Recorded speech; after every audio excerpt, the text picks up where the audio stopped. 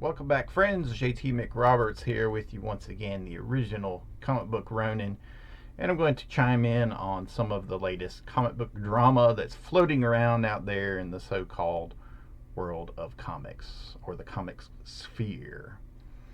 In case you've been living under a rock, or you care about your actual mental health and you don't pay attention to X or Twitter or Twit-Twat or whatever it's being called this week, there was a recent uproar over a post made by Glenn of the Comic Book Palace, who is a longtime comic book retailer, 30 years, who was basically complaining about the lack of quality in a lot of mainstream books, being from the big two. And he cited self-inserts as the main source of this problem. Now, I don't like to speak on anything that I haven't read and can't comment on. If books don't interest me, I just don't pick them up. And over the years, there's been kind of a systematic effort to drive longtime readers out of the industry until we've pretty much reached the point where we are now, believe it or not. And there have always been comic book gatekeepers. They were more insular back in the 60s and 70s and 80s, but here in the rise of the internet, they are out there and they are very, very active, and it seems to be happening from a lot of different sides. Like I said, I'm the comic book Ronin, so I pretty much hate everyone equally, if that sounds fair. But talking about, I prefer to talk about the actual work itself. Sometimes I'll mention a name, like you'll hear me say Mark Millar from time to time. I've got nothing against him as an individual, whether or not I agree or disagree with his politics, or I might say something about CG from time to time. Not so much as the individuals, but about their actual work. But one thing I've never been a fan of is people calling out specific individuals, or attacking someone over their views. Just as I'm not a fan of people wanting to constantly promote their political views. I try to keep Comic-Jutsu and the Comic Book Dojo relatively apolitical. Like Michael Jordan said, Republicans buy shoes too, they buy sneakers too. But this all brings me back to one of my many mantras as the Comic Book Ronin: there is no Team Comics. And in case you missed it, just this week, there was a rather inflammatory post made by the one illustrious Mark Waid. Now, before I get into Mark Waid's post, I've always been a fan of Mark Waid's work. Never paid close attention to what he does as an individual, though I have interacted with him. Here is my proof. Here's my Jack Kirby's Heroes and Villains. I'm a long-time attendee of comic book conventions, in addition to the occasional sci-fi or a lot of horror conventions. I was the 12-year curator of the Mad Monster Party Film Fest. We've spread out through 4 or 5 different states now. It's been a lot of fun. So I was responsible for doing a lot of the programming for over a decade, and it was something I really enjoyed. And I only stepped away so I could bring you. Really focus my attention here on the Comic Book Dojo, and move away from my film work and refocus on my comic book work and my graphic novels. But I've always known it was a long road that I had to walk alone, and that's what I'm doing, walking alone. But to make a long story short, I would always attend conventions, and I would see people getting books signed, and I'm like, why are they having books signed? Like, what's the big deal? If it wasn't someone, some illustrious creator like a Jack Kirby or, Stan Lee or whomever, I didn't really see the point in it. So I thought, what, I'll just do something different. I'm here, I've got access to these people. I'll ask them to sign their favorite Jack Kirby character from these books. So here you go. Here's Captain America. Mark Waid was working on Captain America at the time. Got a new camera set up, so try to orient to that. He was working on Captain America at the time, and here you can see he signed Captain America, piece inked by Barry Windsor Smith. Okay, so always been a fan. I really love Kingdom Come. I thought it was a great conclusion to the Dark Age story, to not the Dark Age story, but the great meta story of the dark age of comics, or what you might call the bronze age of comics, and kind of a capstone to that entire 2 decades. And hopefully, I always thought it would serve as a springboard into the new decade. Now, whether it was successful at that or not is above my pay grade, so someone else will have to make that determination. But I was there at a seminar, not a seminar. They're seminars to me because I go and I ask these creators questions and I demand answers pretty much. To me, I always took it very seriously. I'm not just there to go, yeah, what's your favorite book or whatever. What's your favorite Stan Lee book? I would ask them questions. But anyway, I was there at a panel with Harlan Ellison, Mark Waid, and some other people. And the topic of Wizard magazine was brought up.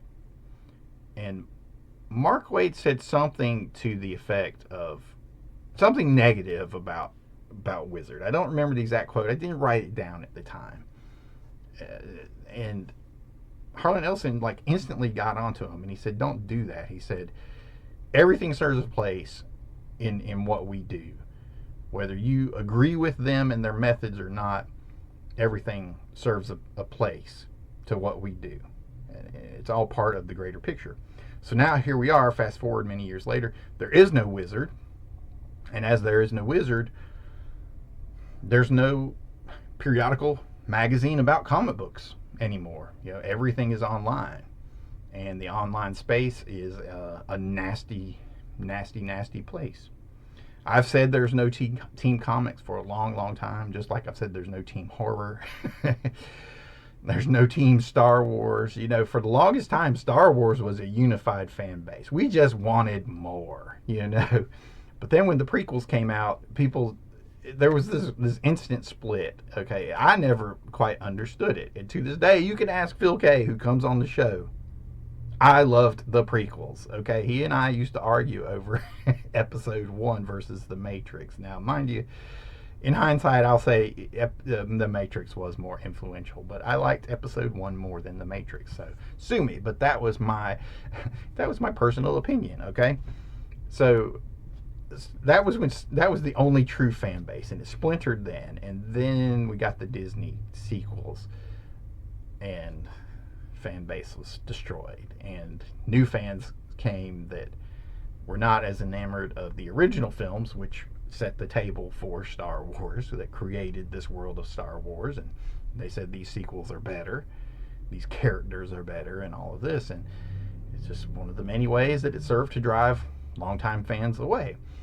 This has happened in comics over and over again. For me, I can pinpoint 2 specific instances. In DC, it was Identity Crisis, and in Marvel, it was One More Day, where they essentially said, burn it down.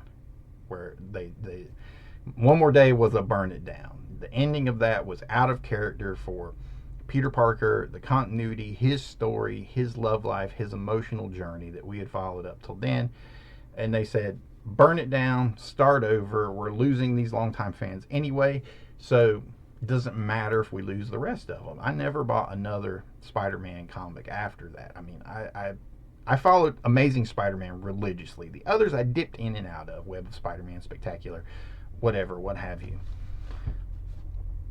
Back up a little bit more, there was this glut and the collapse of comics in the mid-90s, and I used to always say, well, what do we need to do? We need, to me, the easy answer was not only just bring in new readers, because it always seemed like there were young boys coming in, young men, teenagers, whatever, coming into the comic shops and picking up books, or at the bookstore when there were still comic racks at bookstores.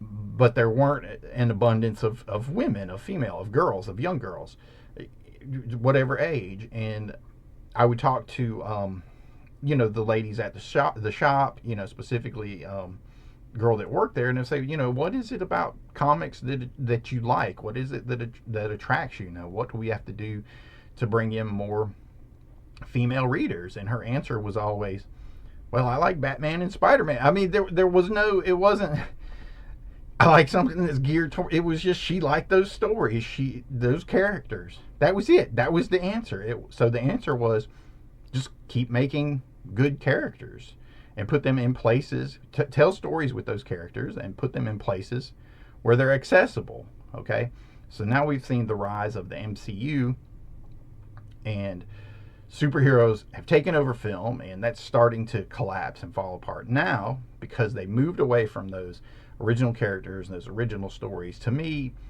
even though it has its fans, mostly MCU fans, not Marvel fans or comic book fans, the original character fans. But to me, Wakanda Forever was that point. And after I watched the trailer, I didn't want to see it. I didn't want to see it at all. They're retiring the character of Black Panther. He was in one solo film. I mean, the guys had 40 years worth of stories that they could have told. And they completely subverted the character of Prince Namor. I mean, it was ridiculous, and it's all in service to the big D word, okay?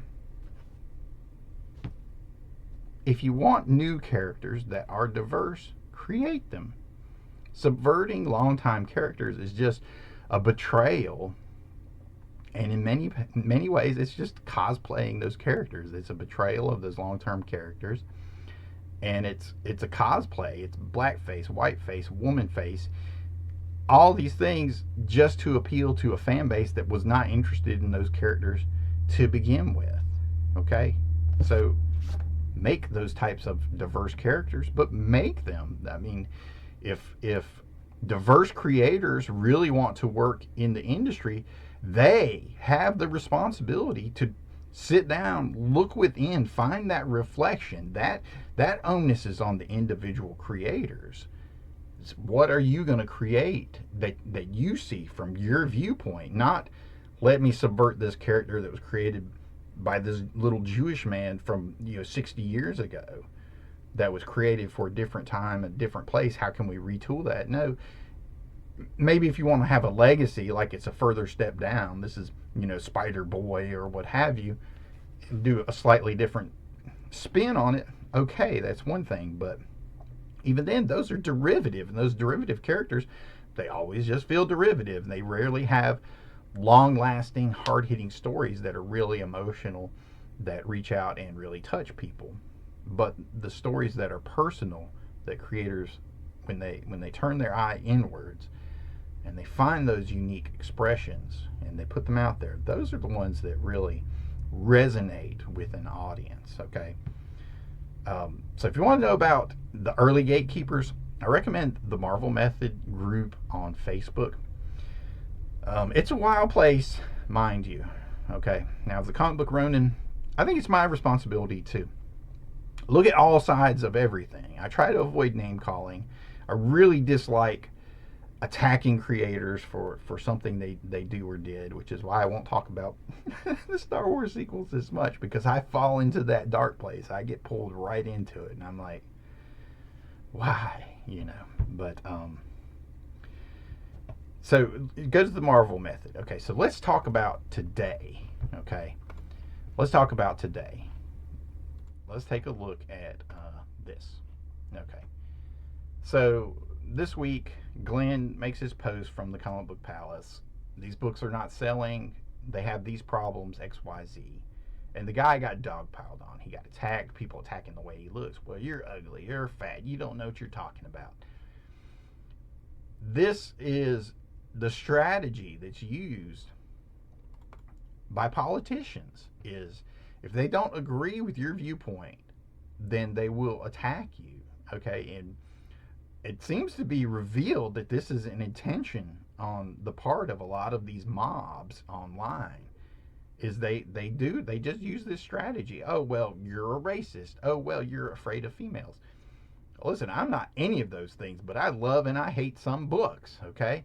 And if it's a crappy book about a girl, or a bad book about this type of character, or you completely change a character that I really loved and I liked following his story, I reserve the right to not read it. If I actually buy it and devour it, or I pay money to go see it, then I will give you my opinion, okay? But if I'm not interested in it, then I just keep walking. And I prefer, as an individual, as a fan, to talk about what I love, what I enjoy.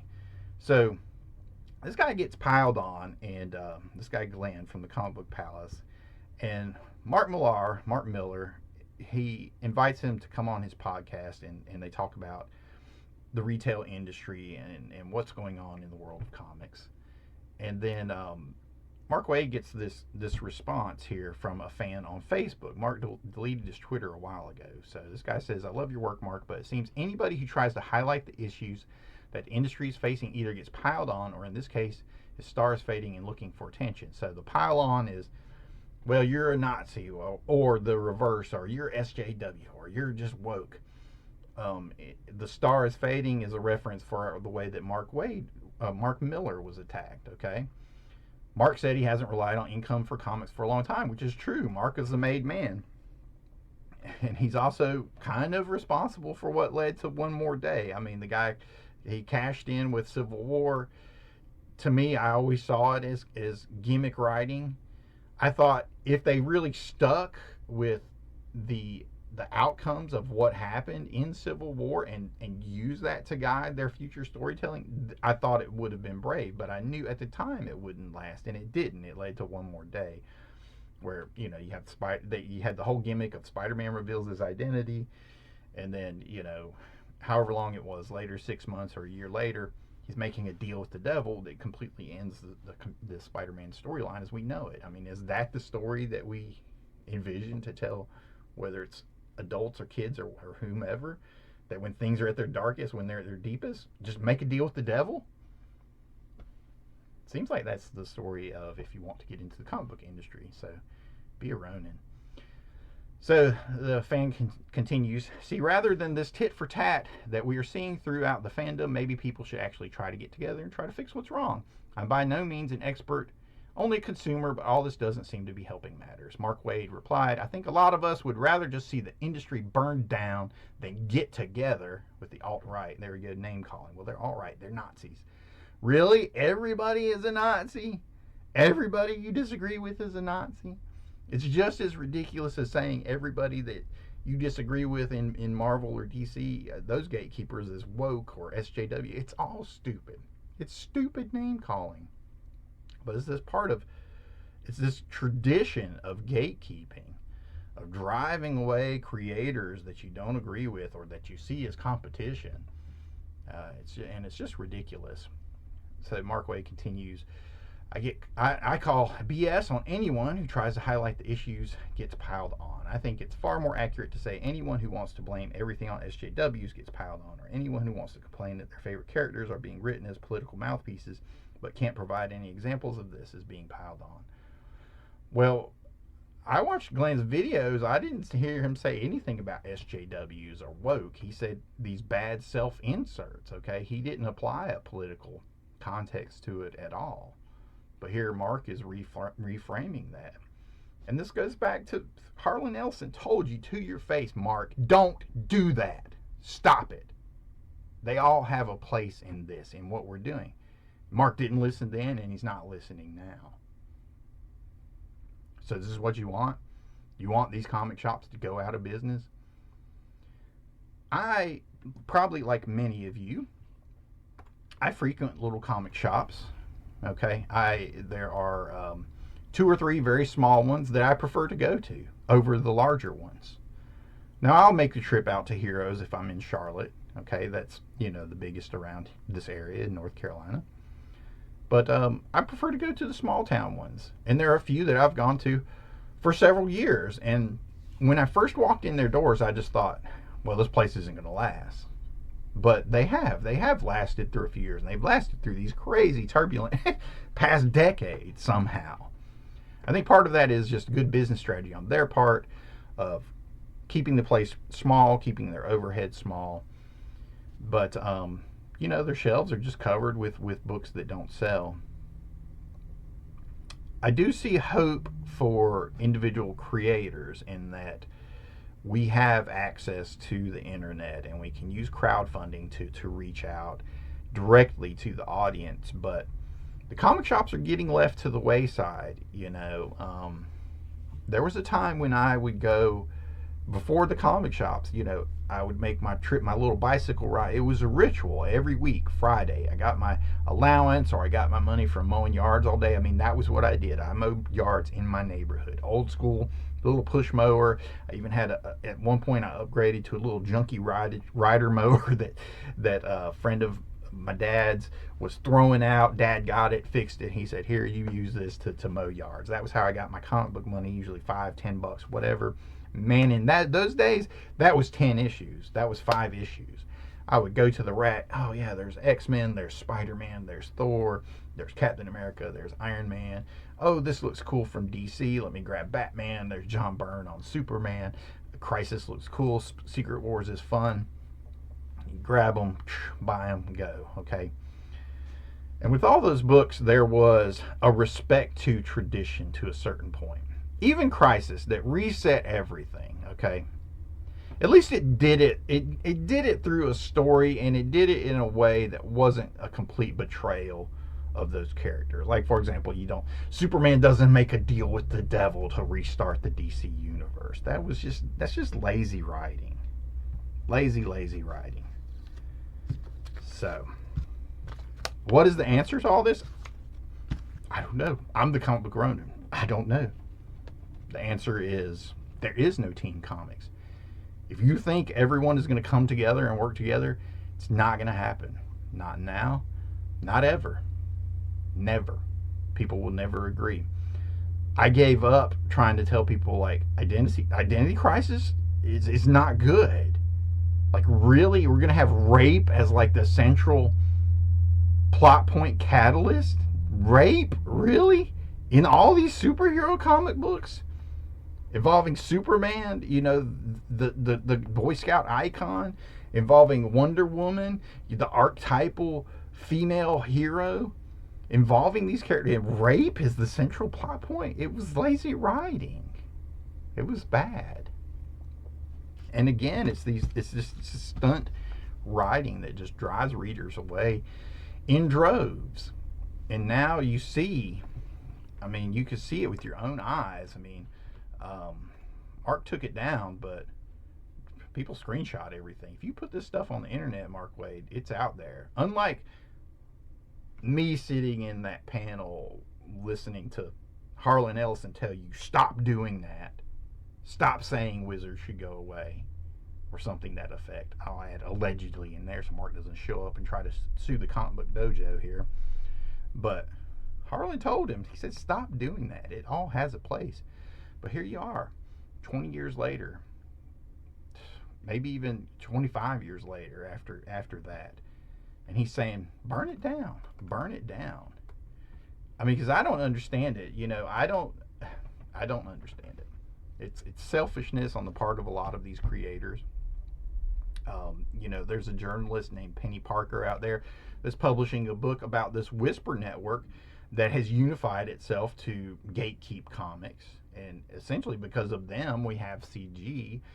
So you have gatekeepers on all sides. It's insane. I don't understand it. Not everybody in CG is racist or Nazi. It has people of all race, colors, sexual persuasions in it. Like, what difference does it make? The same with the opposite side. Not everybody is an SJW or woke, and I hate all those terms, Really do. Let's get away from attacking each other. Let's focus back on, if you're going to be a part of the big two, just like Glenn from the Comic Book Palace said, write those stories. You're hired to write Peter Parker or Steve Rogers or what have you. There's no need to completely subvert them, okay? But that's part of the burn it down mentality. It's like, hey, let's burn it down. People aren't buying these things, so let's go more and more and more. So how do I close this out? Because it sounds grim, but don't take it that way. Okay, we have limitless possibilities available to us. Here we are in the time of the internet. We can do anything. You can create any book you want to. Gay, straight, black, white, Asian, Latino, what have you. Look within yourself as a creator. Find those archetypes within. project it onto the page.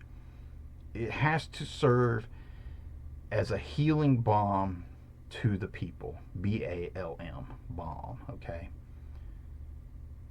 It has to repair the damage of our collective psyches, okay? You have to address it somewhere in that damage. There are a lot of corners that are damaged, and they're damaged every day by the things going on. There's homeless people, there's, you know, women's rights issues at play, race rights at play.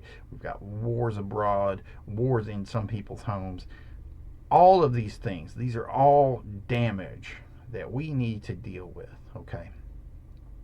So rather than saying, what do I have to do to be a part of this whisper crew, to be a part of these gatekeepers on this side or these gatekeepers on this side, be a ronin. Look within, okay? There is no team comics. There's only team you. Rely on yourself. Find your inner truth. Put that on the page, and it will resonate with people. I'm JT McRoberts. This is Comic Book Dojo. Thank you for watching, and if you agree with anything I had to say, give me a like, comment, subscribe, hit that little bell. I think I'm shadow banned. I don't know. I got kicked out of a Facebook group recently for posting my video about good and bad first issues. Had no idea that was such a controversial topic, but apparently is. There is no team comics, but there is a team me. There is a team you. Let's do this. Thanks for watching.